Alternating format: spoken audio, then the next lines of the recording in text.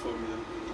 استاد پاکستانی آمد گفت که انحراف سلاح در بهترین حالتش 600 متر است. یعنی اگه این بسیار دقیق بزنه هدف 600 متر منحرف میشه.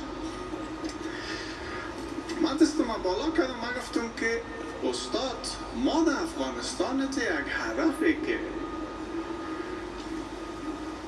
در دور و برش 3 کیلومتر زمین صاف باشه و اگر ما غلط کردیم در خانه های مردم نخوره نداریم، تو چطور به ما ایره درس میتی که بریم فایر کنیم؟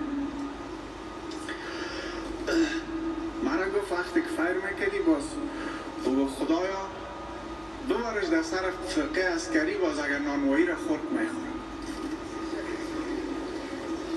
تو سال تراژیدی است نه؟